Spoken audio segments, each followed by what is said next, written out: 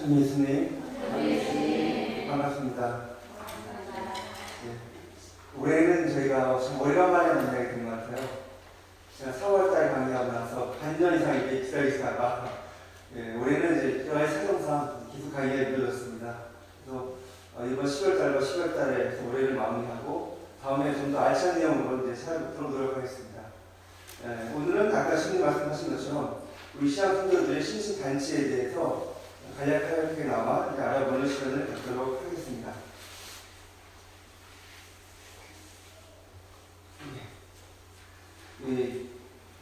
여러분도 알다시피 우리 한국 천주교회는 기나게 이제 바퀴를 맞는 바퀴 시기를 겪었습니다. 그런 바퀴 시기에도 불구하고 천주교의 복음은 전국적으로 전파되고 또한 교세도 계속해서 증가하고 있었습니다. 이와 같은 이제 교회 성장에는 주변 환경의 변화도 크게 역할했는데 이를테면은 천주교에 대해서 비교적 공분했던 안동 김씨가 정권을 계속 잡았다든가, 그 다음에 특히 영국과 프랑스가 중국과 전쟁을 해서 유명 전쟁 아시죠? 아편 전쟁이라고. 그 다음에 아편 전쟁이 1940년에 있었고, 그 다음에 1958년, 60년에 제2차 아편 전쟁이 있었습니다. 이 두 가지 전쟁을 통해서 중국이 서양에 대해서 한국을 개방하고 또 특히 프랑스의 요구에 의해서 그리스도교에 대한 바퀴를 준비하게 됩니다. 중국에서. 이런 이런 얘기가 사실 조선에도 들어오기 때문에 1960년대에 들어오게 되면은 조선에서도 우리도 멀지 않으면 곧 천주교 바퀴가 없어지고 천주교의 마음을 믿을 수 있다라고 하는 희망을 가지게 됩니다. 이런 이제 주변 변화에 의해서 상대적으로 한국 천주교가 발전하게 되는 큰 역할을 했지만 그보다는 교회 자체 노력, 즉 체포 이용을 무릅쓰고 신자들을 찾아갔던 우리의 선교사분들, 주교님, 신부님들, 또 그리고 그 선교사분들을 도와서 여러 가지 어려운 일들을 도맡아 했던 평신도 신자들, 저번 시간에 얘기했던 회장님이라든가 목사, 교사, 밀사 등 이런 분들이 노력을 하셨고, 또한 우리 신자들도 어려운 여건 속에서도 선교사들의 지도 아래에서 신신단체를 이제 조직하고 그를 통해서 교리 교육이라든가 아니면 선교 활동 또는 봉사 활동을 해서 이런 노력을 말미암아 한국 천주교회가 어려운 속에서 계속 발전해 나갈 수 있었다, 이렇게 말씀드릴 수가 있을 것 같습니다. 또한 선교사분들이라든가 지도자분들의 분들이 많은 지역을 갈 수 없기 때문에 대신해서 교회 서적을 간행함으로써 교회 서적을 통해서 많은 사람들이 이 책을 통해서 복음을 전파하고 복음을 발휘했다라는 점도 같이 말씀을 드릴 수 있을 것 같습니다. 이러한 신앙 성도들의 희생과 노력을 말미암아 현재 한국 천주교회가 발전하고 그 기틀이 마련되었다고 할 수가 있겠습니다. 그리고 그러한 노력의 주역분들을 바로 이 사진을 통해서 볼 수가 있는데요. 이것은 이제 바퀴 시기 때 남겨진 유일한 사진이라고 할 수 있는데, 바퀴를 피해서 중국으로 넘어가신 리더십님과 그 신자분들의 사진입니다. 1960년도 8월때 찍은 사진인데, 바로 이와 같이 보듯이 선교사분들은 우리나라 옷을 입고 우리나라 복장을 하면서 전국을 돌아다니셨고, 그걸 도와서 이런 이제 평신도 지도자분들과 신자들이 함께 노력했다는 것을 알 수 있을 것 같습니다. 그런 속에서 이와 강제는 이런 바퀴 시기를 중심으로 해서 우리 시학 선조들이 어떠한 신단체들을 만들어 나가고 또 그 속에서 활동했는가에 대해서 알아보는 시간을 갖도록 하겠습니다.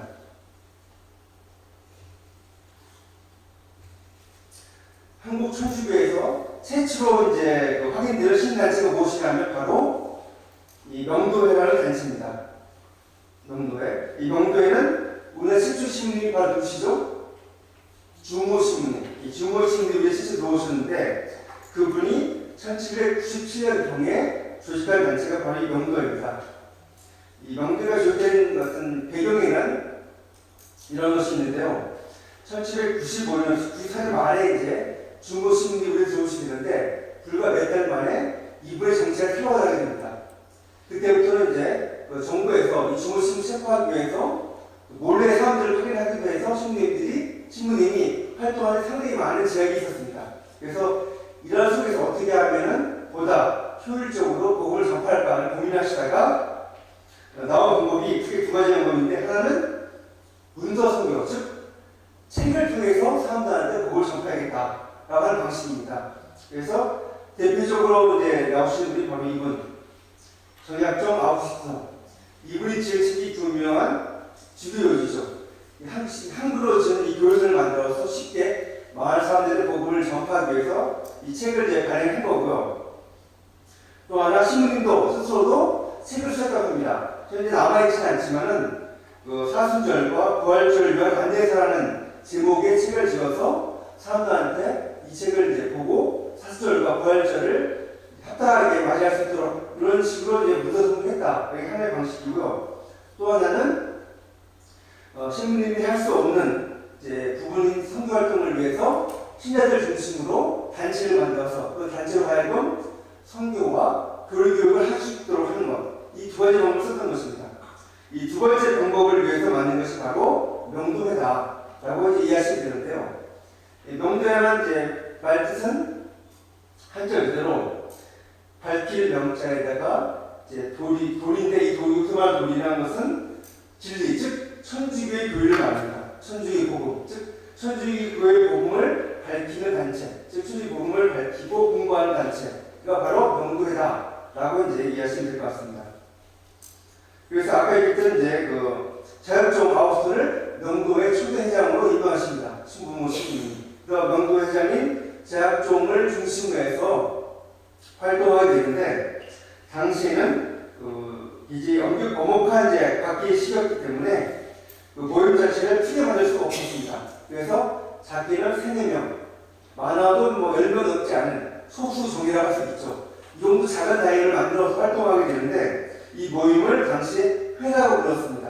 모임 회차. 그런데 당시에는 현재 확인되는 이제 모임의 단체는 모두 6개가 확인이 됩니다.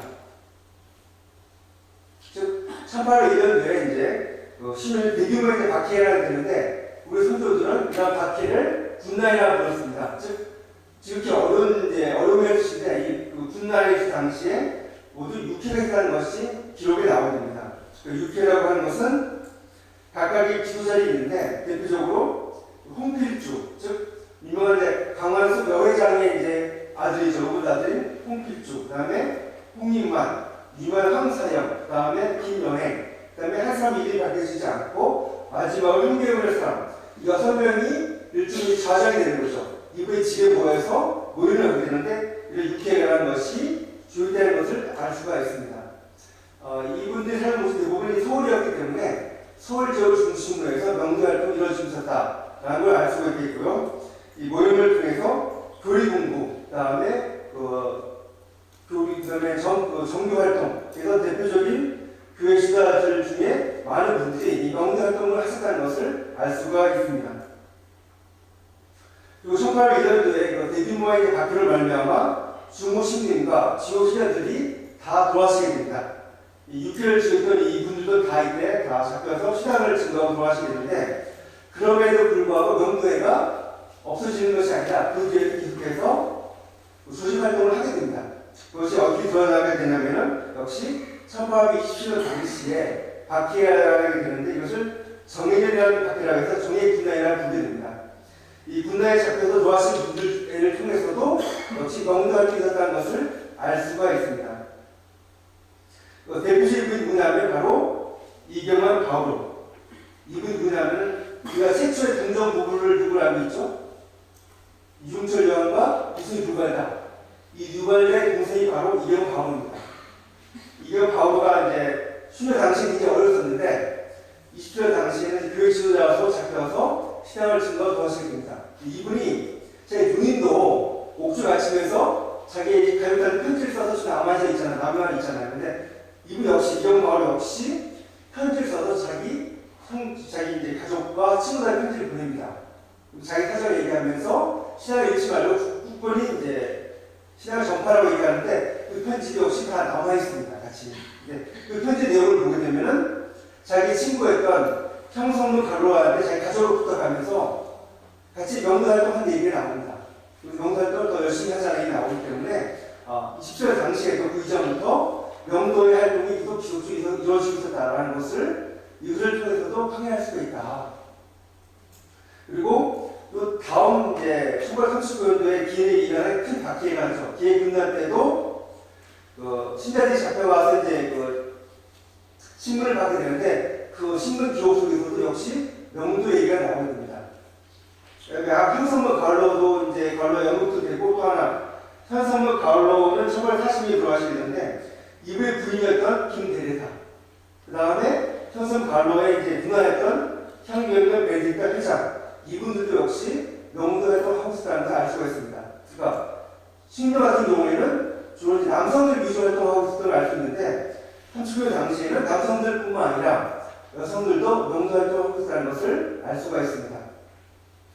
그리고 제가 이제 표시하는데 이 향계음과 현성군과 향경련, 김대레사 공통점이 있습니다. 어떤 공통점이 하면은 향경이 바로 현성군과 향경련의 아버지입니다.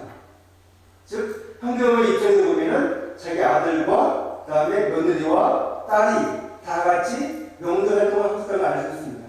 시기는 다르지만 그러니까 아버지, 아들, 딸, 며느리가 다 순교를 한 동시에 명도 활동을 하고 있다는 걸 알 수가 있는 거죠. 즉 가족을 중심으로 또 지도 중심으로 명도 활동이 끊어지지 않고 이어져 나간다는 것을 알 수가 있는 것입니다.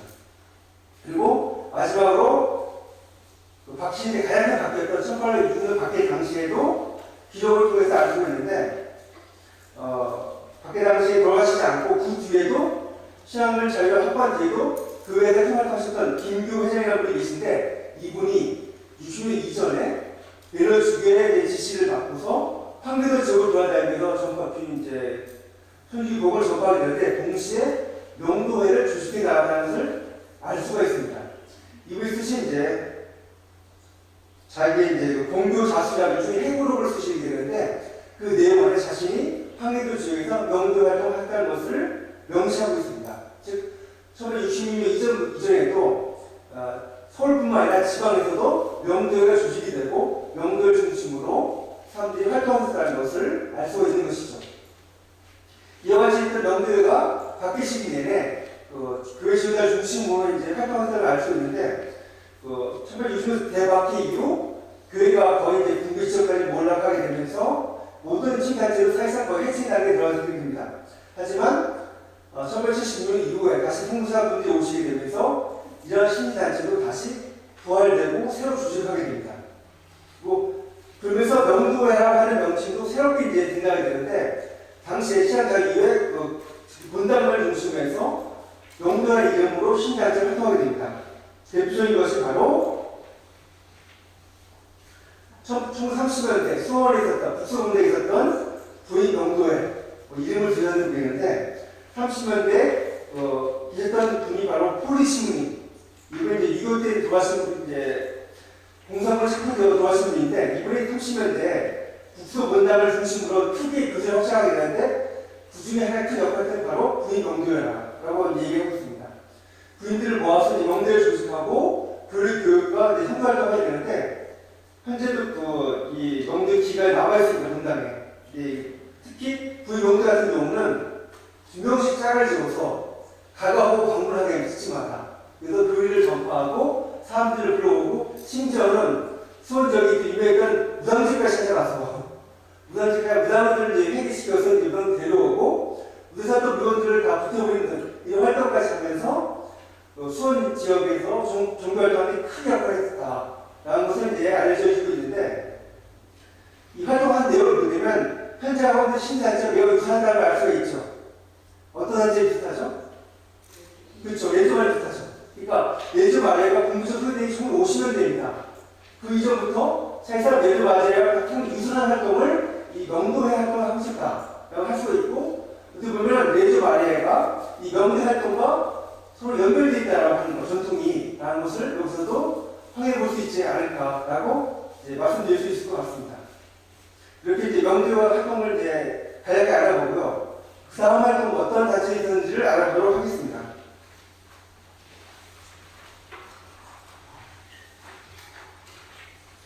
혹시 이걸 보신 적이 있으시나요? 스카풀라. 스카풀라의 를 중심으로 하는 신단체가 성례 단체가 있는데 이 성이라는 말 자체가 스카풀라를 의미하는 겁니다. 성스러운 것. 근데 이 스카폴라 해가 전통이 바퀴 시기부터 있었다는 거 처음 하셨죠? 예. 원래 이 스카폴라 해라고 해서 성례라고 하는 것은 그 기원은 굉장히 올라갑니다. 장마치 1251년도까지 올라가요. 이 스카폴라 해 전통은. 그러니까 당시 가정의 수도에 있었던 성 시모스토기라는 분한테 성모 마리아가 발행하시면서 이분이 갈색 스카폴라를 주십니다. 주시면서 하신 말씀이 이것은 너와 가정의 가문이 얻게 된 특권이 표시가 될 것이니 그 특권이 무엇이냐면 이 스카폴을 메고 죽는 자는 영원한 벌을 말할 것이다. 즉 성의를 입으면 은총을 받고 영원한 벌을 말하게 된다라고 하는 특권의 상징이 바로 이 스카폴라, 성의인 것입니다. 그렇기 때문에 이후에 이제 스카폴라를 가르베 수도자들이 스카폴라를 입게 되고 또 역대 교원들 역시 신자들에게 성의를 낸 것을 이제 권유하셨다고 하는데 바로 그것이 이제 손으로 된 것이 이제 스카폴라 해고 그것을 성피로 만든 것이 이겁니다. 스카폴라 성패, 성의패. 이것을 신자들이 이제 신부의 축소를 봐서 내게 됨으로써 성인이 있는 은총을 받게 된다는 것이죠. 이러한 것이 바로 이런 은총을 우리 바뀌시기 때 이미 그것을 활동하셨다는 것을 확인할 수가 있는 것입니다. 여기에 비교된 최초의 기록은 1839년에 들어가신 남별 다니아로 성인의 습성이 나오게 되는데요. 이분은 이제 평소에 돌아가시는 평소에 어떤 말씀하시냐면은 사람들이 모였을 때 누가 이렇게 물어봅니다. 후세에 그대를 어떤 삶이라고 일할까, 기억할까, 하면 좋을까라고 물어봤을 때 남유영 성인이 이렇게 대답했다고 합니다. 천주를 위하여서 침향한, 침향이라는 뜻은 위주침향, 즉 주님을 위하여 목숨을 바치는 뜻입니다. 즉 요즘에 순결한 말을 많이 쓰지만 예전에는 순결한 말보다는 위주침향, 그걸 줄여서 침향이라는 말을 더 많이 썼습니다. 즉 주님을 위해서 목숨을 바치는 성유회의 남 다미아라고 불러주면 소원이 없겠다 라고 말씀하셨다고 합니다. 즉 당시에 남유영 성인이 성유회의 회원으로서 살다가 성유회로서 침향해 주는 것이 소원이었다는 것을 이제 말씀을 했던 것이죠. 실제 이분은 39년 당시에 앵글의 주교의 이제 제이와 앵글의 주교 주교관을 보호하고 계시다가 불시에 쳐들어온 포졸들한테 잡혀서 끌려가다가 신앙을 증거하고 이제 부부가 같이 함께 신령 성령하는 분이 계시죠.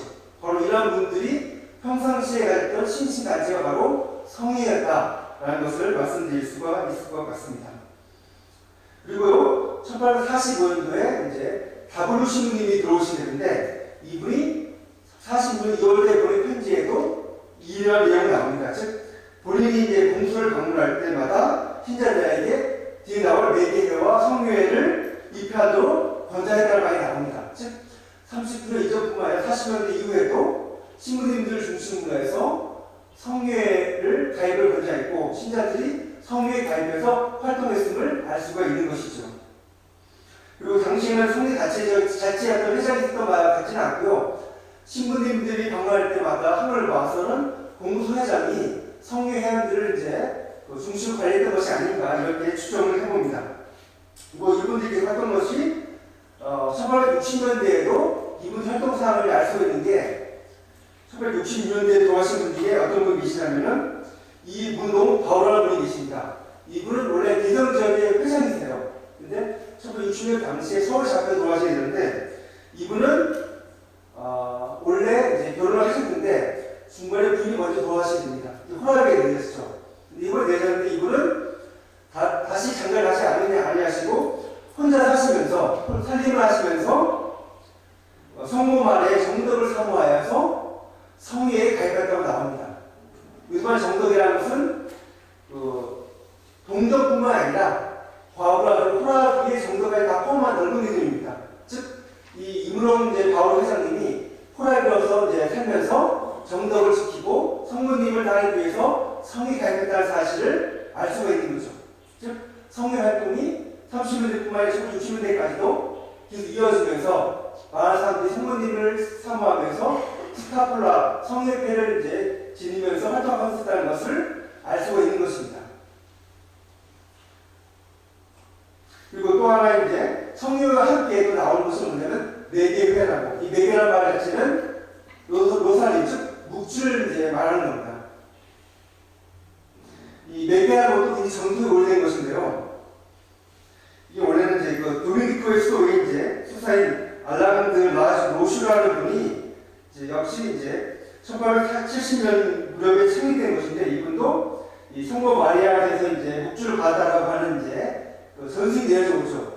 성모 마리아님이 상당히 바쁘셨죠. 앞서서는 이제 뜬가블라도 내려주시고 또 묵주 내려주시고, 이 바로 이 성모님 받은 묵주를 이제 통해서 신앙생활을 시작한 배경인데, 이것이 1879년에 교황을 통해서 정식으로 허가를 받게 됩니다. 이때부터 매기회라고 활동하게 되는데, 이 조직이 이제 우리나라에 처음에 언제 들어왔느냐에 대해서는 명확한 기록은 남아있지 않습니다. 하지만 아까 얘기했던 것처럼 W 신부님이 활동할 당시에 성회와 함께 매개회도 신자들 입회를 시켰다는 것을 알 수 있는 것처럼 1942 이전부터 성회와 함께 매개회 활동도 하셨다는 것을 알 수가 있을 것 같습니다. 이 모습은 W 신부님 추상하면 우리가 흔히 이제 소위 마시고만 생각을 하지만은 이분도 꿈이라는 시간이 있으셨죠. 시작할 당시의 모습입니다. 이 모습인데 우리가 오셔서 20여 달 하시면서 병고 시간에다가 나중에는 머리털도 다 빠지고 다 머리 쉬고 그래서 노인이 되어버렸죠. 그런 모습을 우리가 신선할 때도 알 수 있는 거죠.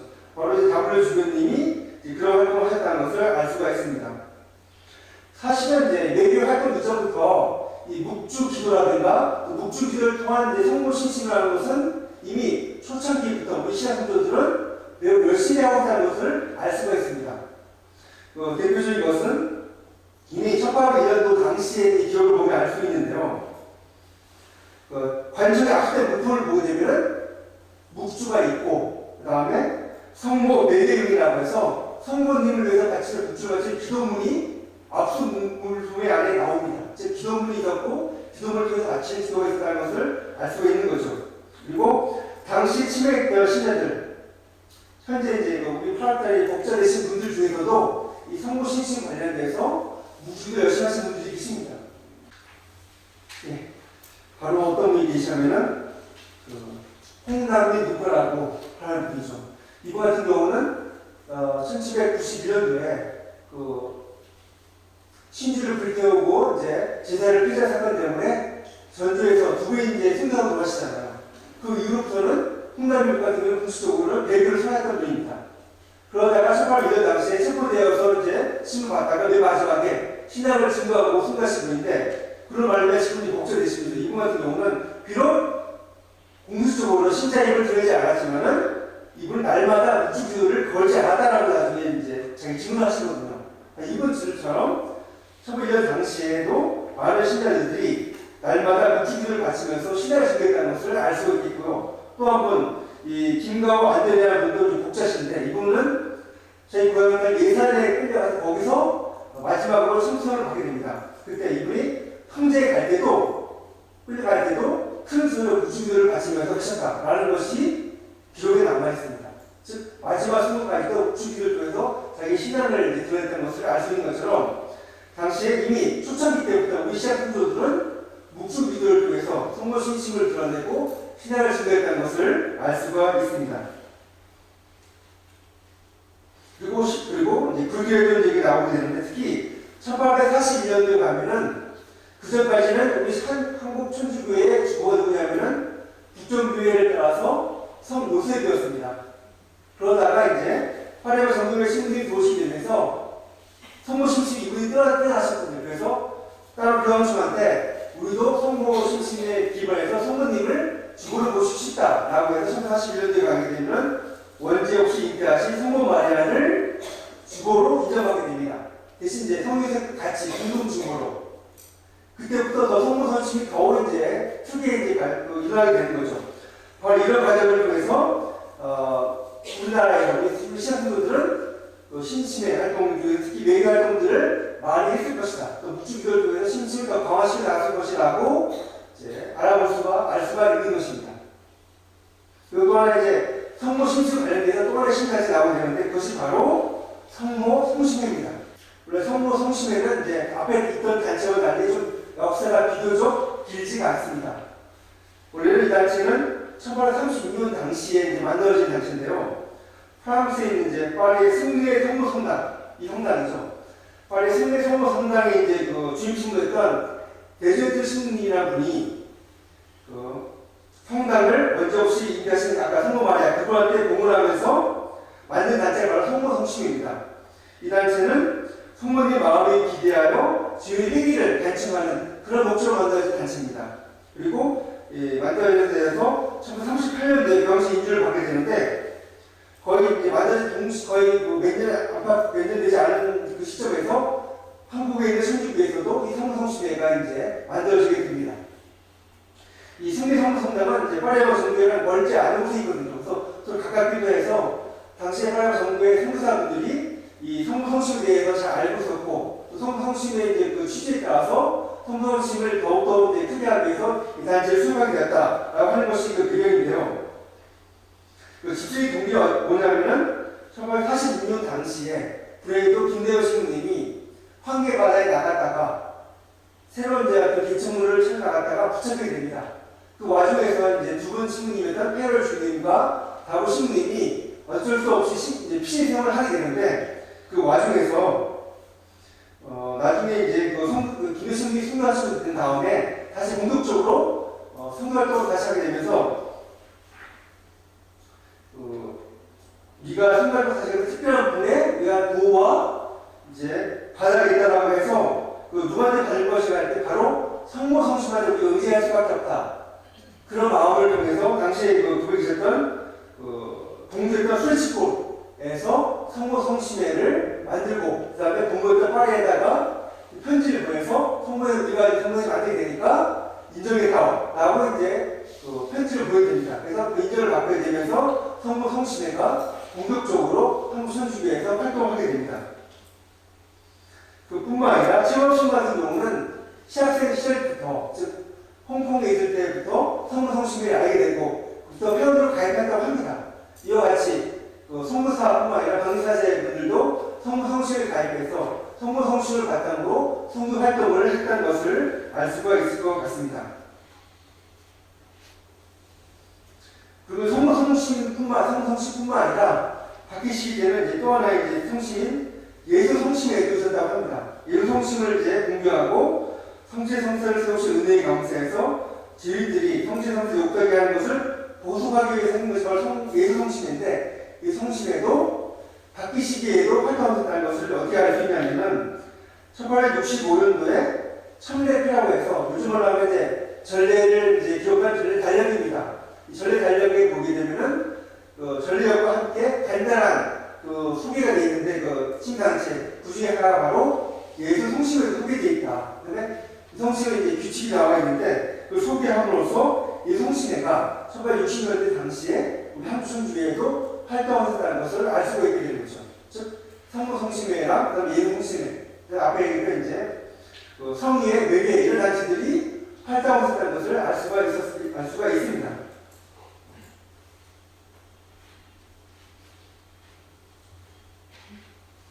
그 다음에 이제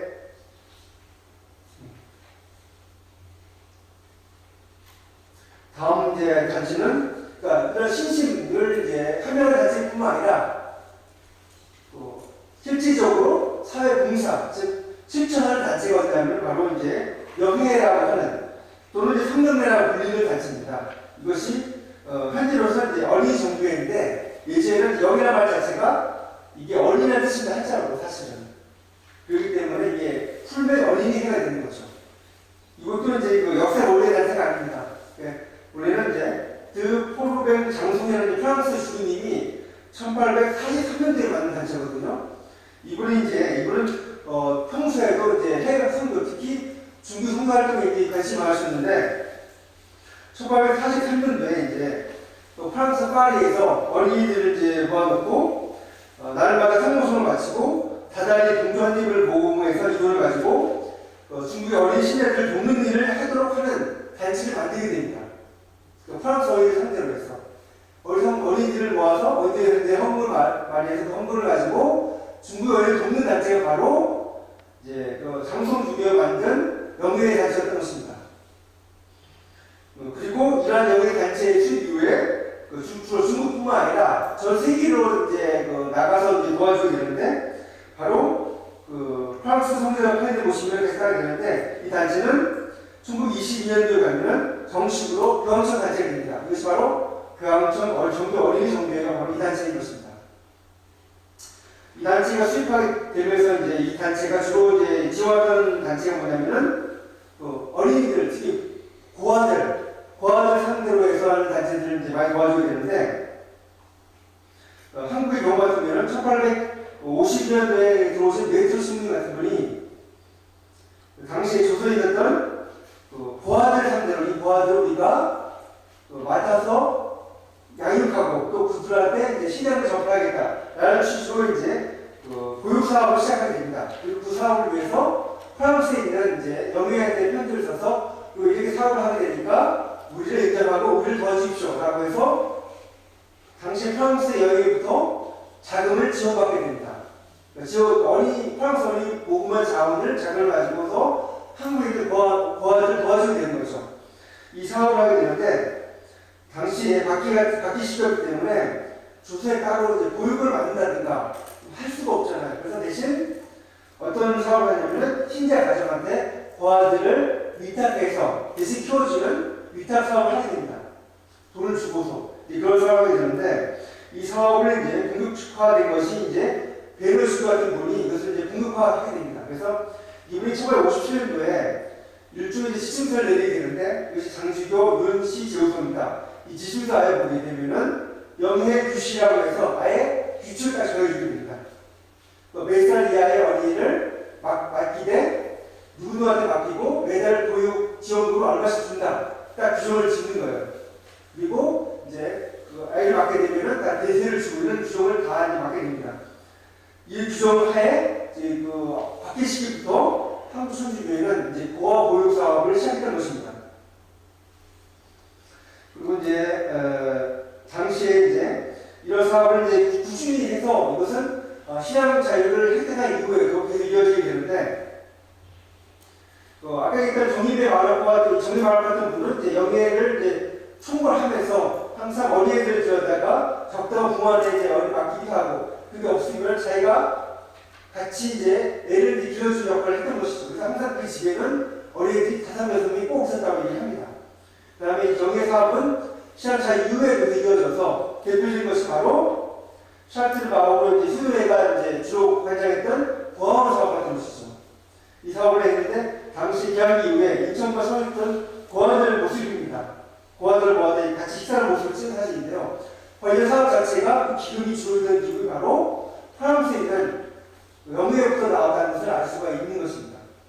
이런 사업을 했던 것이고요. 그리고 사실은 이 당시에는 우리가 이제 주로 받는 입장이었던 것이 사실은 주는 게 아니라 그러다가 현재는 1970년대부터는 이제 우리가 이제 받는 교회가 아니라 주는 교회 되겠다고 해서 어린 정교회를 따로 만들고 그것을 활동을 강화시켜서 현재는 이제는 우리 한국 어린이 정교회가 전 세계를 도와주는 특히 아프리카의 우간다에 있는 데에는 현재는 마을 도움을 주고 있다고 합니다.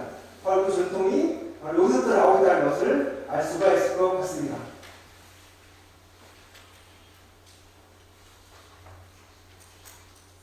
네, 이 같은 단체가 또 어떤 단체가 있었냐면은 흔히들 종교회라고 불리는 단체인데요. 정확하게 말하면은 종교를 하는 단체가 아니라 종교를 후원하는 단체입니다. 이 단체는. 그래서 보통 이제 종교회라고 주시면 사실 종교 후원을 하는 단체인데 이 단체도 1816년에 와서 이제 만들어진 단체입니다. 프랑스에서 이것도 당시에 마리 이제 폴렘 다이코라는 여성이 이제 만든 단체인데 프랑스에 있는 리옹에서부터 출발하는데 이것도 아까 이제 어린이 종교 같은 것이 어린이 상태했다면은 이 단체는 처음에 주로 여성 노동자들 상대로 해서 같이 모임을 갖고 그 모금을 통해서 이것을 종교회 단체에다가 후원해주는 단체로 출발한 것입니다. 그래서 주로 이제 프랑스 성교회한테 도움을 하셨는데 그렇기 때문에 당시에 파리 외곽 정교회도 이 단체에 큰 도움을 받았습니다. 사실 파리 외곽 정교회가 이 단체 도움을 받지 않았으면 한국에 올 수가 없었을 정도로 이 단체에 큰 역할을 했다는 것을 이제 알 수가 있습니다. 이 단체도 역시 1822년에 이제 정식 단체가 되고 1922 20년도 가면 교황청 단체로 들어가게 됩니다. 그래서 지금도 정교회 다니게 되면은 정교회에 가입 신청도 받고 정교회 헌금도 되잖아요. 바로 정교회의 기원이 여기서부터 나오는 겁니다. 한국 같은 경우도 조선 이제 교회가 이 정교회 이제 후원을 받았기 때문에 해마다 주기님들이 성교에 대한 이제 보고를 빨리 정교 공부하거나 보고하는 게 아니라 이 정교회 후원 단체에도 보고를 합니다. 그리고 돈을 얼마나 썼다고 다 일일이 보고를 해요. 감사를 받는 겁니다. 그리고 얼마 더 필요하다는 것도 같이 이제 요청도 하고 매일 하고 그와 아울러서 편지 같은 것도 이제 보여드립니다. 정교회 같은 경우는 정교회 소식지가 있어요. 이것이 바로 정교회 연구라는 소식지인데 이 소식지는 전 세계 나라에 있는 선교사분들의 편지를 받아서 해마다 이제 그것을 잡지로도 발간하게 됩니다. 그 잡지에는 전 세계에 있는 선교의 여러 가지 모습들을 소개해주고 또 어려운 것 뭐 이런 걸 다 소개해주는 거죠. 여기에 우리나라 선교사분들도 많은 편지를 써서 이제 정교회에 보냅니다. 그 내용이 현재도 남아있기 때문에 정교회 연구가 하나의 삶으로서도 큰 역할을 했다. 이 편지 안에 보면 우리나라 했던 선교사분들의 활약상들 모습도 잘 드러나고 있는 것이 바로 정교회 연구다라고 말씀드릴 수가 있을 것 같습니다. 그리고 이제 이 정교회가 프랑스에도 주입됐지만은 이 정교회 같은 경우는 우리나라에서도 주입이 됩니다. 이 바뀌 시기 때에도. 네, 그 기록을 보게 되면은 당시 한국의 신자들이 매우 가난해서 이제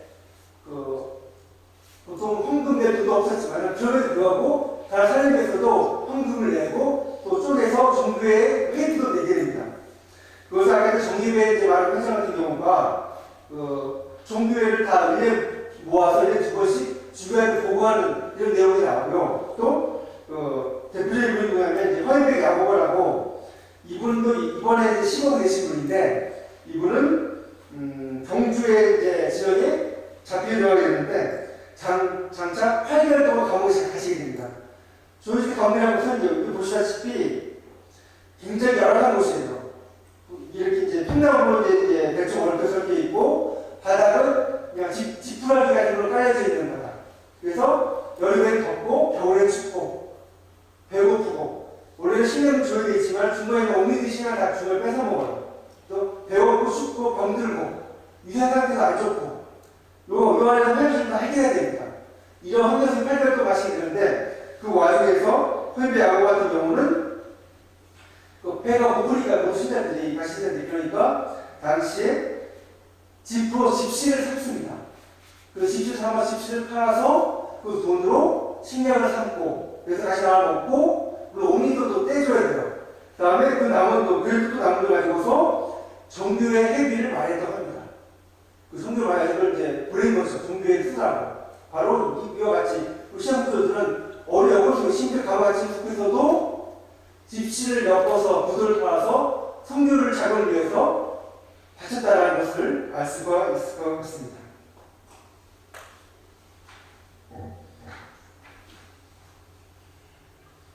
그리고 이제 또 하나의 단체로 얘기한다면은 지금 이제 아마 분당마다 이 단체가 다 있고 아마 우리 천주교 대표하는 신단체 중에 하나가 바로 연령회가 있죠. 지금 연령회라는 것은 이제 병에 이제 시달리거나 아니면 상을 당해서 고통받는 이제 사람들 그 신자들을 위해서 기도해주고 또 장래에 필요한 모든 봉사해주는 그런 신단체인데 이 단체가 성립된 것은 신앙사의 이웃입니다. 혹시 이웃이긴 하지만 그러나 그 연령의 전통과 맞닿을 수 있는 활동은 이미 바뀌기 시작부터 하고 있다라는 것을 확인해 볼 수가 있습니다. 그 한국 교회 초창기부터 어떤 책이냐면은 이제 수준일가라는 책이 있어요. 수준일가가 뭐냐면 수준이라는 것은 이 옷소매를 말하는 옷소매. 그러니까 옷소매에 이제 놓고 다니면서 매일같이 보는 책이라는 책입니다. 요즘에 이제 신의 수사하는 책이죠. 그 책 안에 보게 되면은 임종과 장례라는 이제 관련된 예절과 기도문이 나와 있어요. 즉 초창기부터 우리 신자들은 이런 상례에 대해서 알고 싶다는 것을 이제 알 수 있고 그리고 실제로 상을 당한 신자가 있을 경우에 찾아가서 기도해주고 장례를 도와준다는 그런 기록들이 상당히 많이 나옵니다.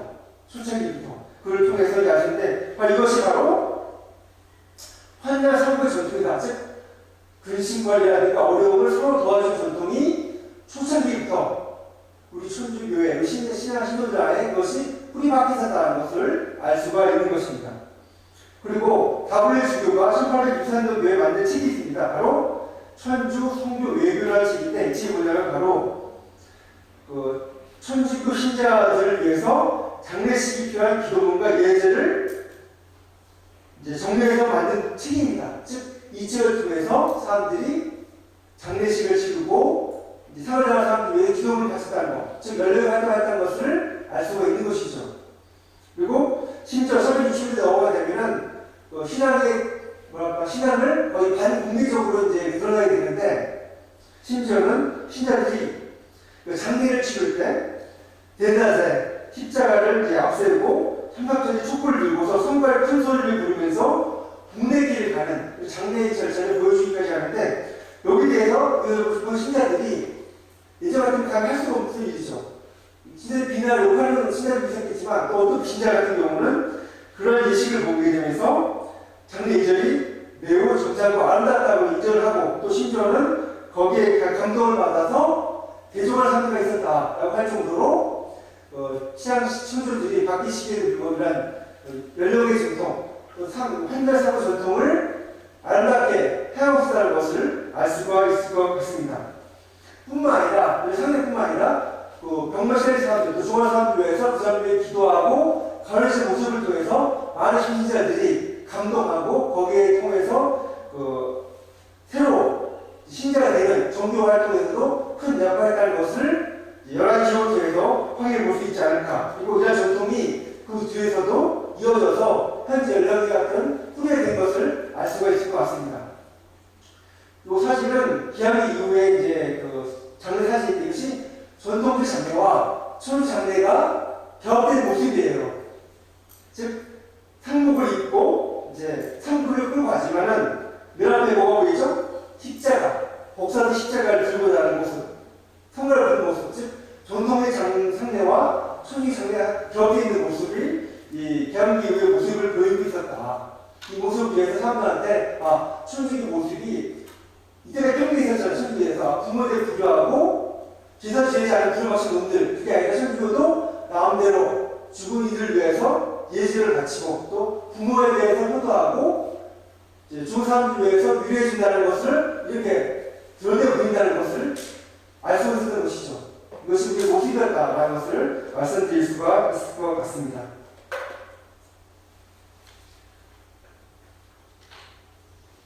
이와 같이 이제 우리의 신앙분들은 후보자를 받기에, 또 분단을 통해서도 신앙을 지켜나가면서, 또 신앙을 강화시켜 나가기 위해서 신사들을 만들고 설명했던 것입니다. 그리고 이러한 단체들의 활동은 무슨 교육이라든가 선교활동, 또 신체 강화뿐만 아니라 사회 복지에 해당되는 것, 다른 사람들을 위해서 신앙과 봉사하는 것까지도 다 하고 있다는 것을 알 수 있을 것이고, 이것을 통해서 신앙 공동체가 더욱더 결서를 강화시켜 나가고, 믿음을 더 강화시켜 나가고, 또 한국교회가 유지 발전하는데 큰 힘이 되었다는 것을 알 수가 있을 것 같습니다. 그리고 실제로 개항 이후에 1887년도에 가게 되면은 이제 교회 지도서를 받게 되는데, 이 지도서에서도 아까 얘기했던 외교회, 성의회, 성보성심회, 예송심회가 다시 나오게 됩니다. 즉 바퀴에도 불구하고 끌어졌던 행동을 다시 부활시켜서 신단체들이 개항 이후에도 계속 우리의 신앙생들의 구심점에 대해서 신앙을 전파하고 신체를 강화시켜 나가는데 큰 역할을 할 것을 알 수 있을 것 같습니다. 그리고 이러한 것이 현재 우리 활동하는 수많은 신앙생들의 뿌리요 원칙이 된다는 것을 다시 한번 확인할 수 있는 자리가 되지 않았을까라고 생각하면서 이번 강의를 마치도록 하겠습니다. 감사합니다.